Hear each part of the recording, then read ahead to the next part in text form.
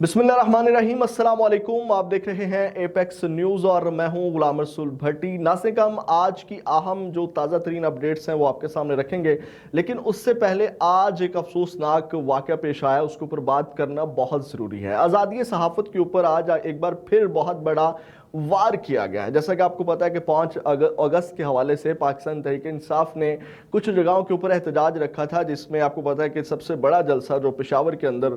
जब ये मैं प्रोग्राम कर रहा हूँ उस वक्त भी हो रहा है, और लाहौर के अंदर इस हवाले से वकला ऐवान अदल के बाहर निकले और बड़ी तादाद में निकले, तो वहाँ कुछ सहाफ़ी जो कवरेज कर रहे थे उनके साथ ही अफसोसनाक वाक़या पेश आया और उनको तशद्दुद का निशाना बनाया गया। ये वीडियो भी आपके सामने चल जाएगी और किस तरह जो है वो जनाब सहाफ़ियों को तशद्दुद का निशाना बनाया जा रहा है। ये आज न्यूज़ के एक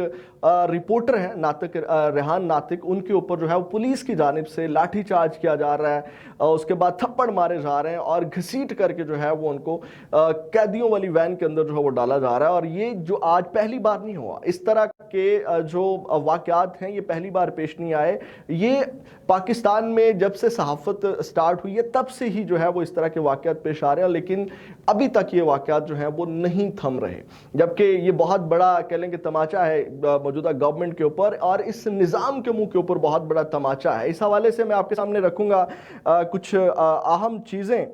इस हवाले से हबीब जालब ने क्या खूब कहा है, वो कहते हैं जी, खूब आज़ादी सहाफ़त है,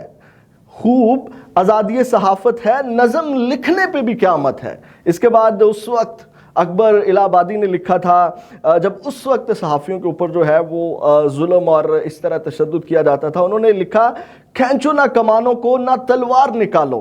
खींचो ना कमानों को ना तलवार निकालो, जब तोप मुकाबिल में हो तो अखबार निकालो। तो ये आज कोई पहली बार नहीं हुआ। इसके ऊपर जो है वो ट्वीट आया उनका हामिद मीर साहब का भी। उन्होंने भी कहा कि एक अकेला सहाफ़ी पंजाब पुलिस के डंडों और घूंसों का सामना कर रहा है, ज़रा सोचना क्या इतनी मार पिटाई पुलिस वाले अपनी मर्जी से कर सकते हैं। उन्होंने ये क्वेश्चन मार्क लगाया कि ये जो जिस तरह पुलिस तशद्दुद कर रही है, क्या ये अपनी मर्जी से कर रही है या इसके अंदर जो मौजूदा हुक्मरान हैं उनकी भी मर्जी शामिल है। उसके बाद उन्होंने कहा, ये चंद सेकंड की वीडियो जो है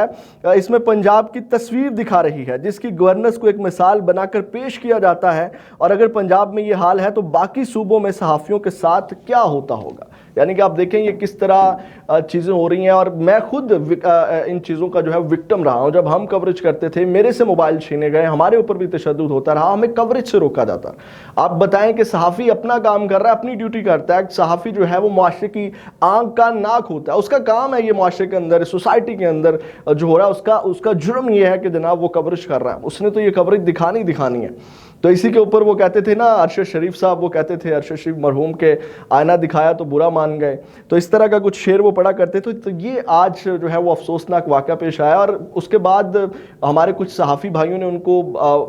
मौके के ऊपर ही जो छुड़वा तो लिया, लेकिन वो सहाफ़ी भाई इसके ऊपर खुशी मना रहे थे कि जनाब हमने एसपी को अप्रोच करके जो है वो छुड़वा लिया। यहाँ तक बात नहीं रुकनी चाहिए, वो तशद्दुद करने वाले जो मुहाफ़िज़ थे उनके ऊपर मेरा ख्याल है कार्रवाई होनी चाहिए, एक्शन होना चाहिए। जिस तरह वो मारपीट कर रहे हैं, तशद्दुद कर रहे हैं,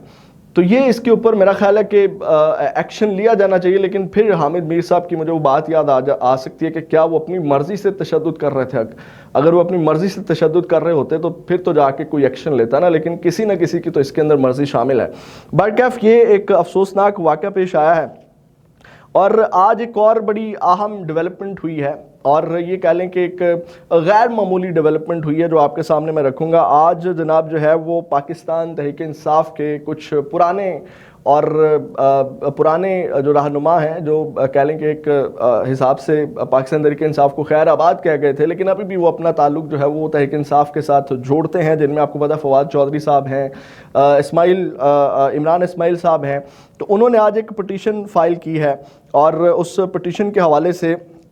ये आपको पता है कि कमेटी बनी हुई है, नेशनल डायलॉग कमेटी, जिसका ये हिस्सा है। और इस हवाले से उन्होंने इमरान खान से यानी कि नेशनल डायलॉग कमेटी जिसका ये मेंबर हैं, उन्होंने इमरान खान से मुलाकात की पटिशन दायर करने के हवाले से इस्लामाबाद हाई कोर्ट में जो है वो एक पटिशन फाइल की है,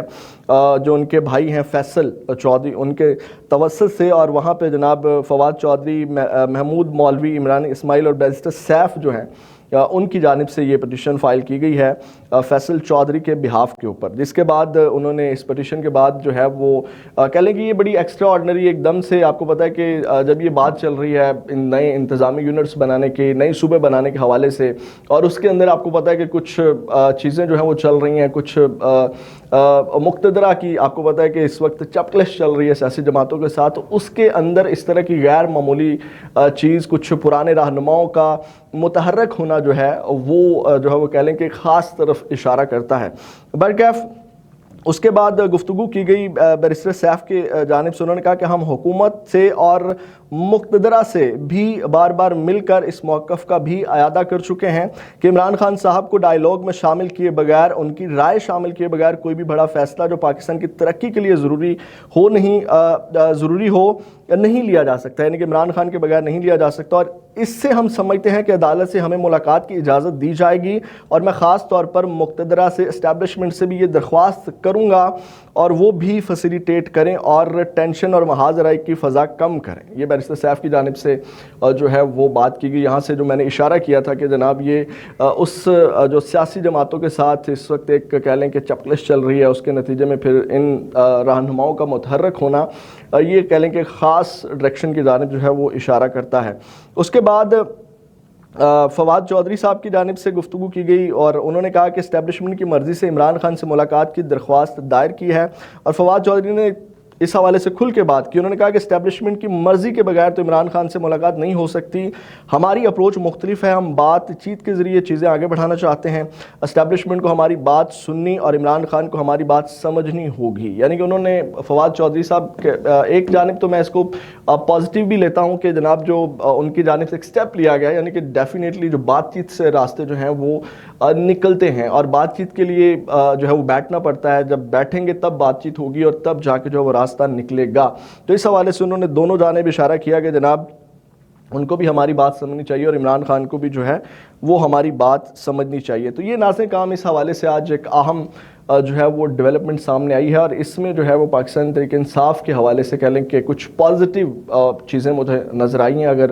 یہ ان رہنماؤں کو ملاقات کی اجازت دی جاتی ہے اور بات چیت کے لیے جو ہے ان کو جو ہے وہ راستہ دیا جاتا ہے کہ ٹھیک ہے آپ راستہ ہموار کریں، تو تب جا کے جو ہے وہ تحریک انصاف کے لیے میرا خیال ہے کوئی چیزیں نکل سکتی ہیں۔ جیسے کہ ابھی ایک سینئر صحافی نے بھی جو ہے وہ مقتدرہ کا جب پیغام اس حوالے سے لوگوں تک پہنچایا تو ان کا بھی یہی کہنا تھا کہ جو اسٹیبلشمنٹ ہے وہ کنفیوز ہے کہ ہم بات کس سے کریں گے، مطلب علیمہ خان ہے، شاہد افریدی ہے، اور اس کے بعد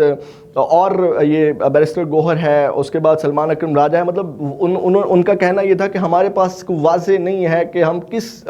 لیڈرشپ سے بات کریں، مطلب مختلف دھڑے بنے ہوئے ہیں تحریک انصاف کے اندر، تو ہم خود کنفیوز ہیں کہ ہم اس حوالے سے جو ہے وہ بات کس سے کریں۔ تو اگر اس طرح کوئی ڈائریکشن ملتی ہے اور کچھ رہنما جو ہیں وہ راستہ ہموار کرنے میں اپنا رول پلے کرتے ہیں تو کہہ لیں کہ ایک راستہ نکل سکتا ہے۔ برکیف آپ اس کو کس طرح دیکھتے ہیں؟ آپ بھی اپنی رائے کا اظہار کر سکتے ہیں۔ اس کے ساتھ مجھے اجازت دیں، اپنا بہت زیادہ خیال رکھیے گا۔ پاکستان ہمیشہ زندہ باد۔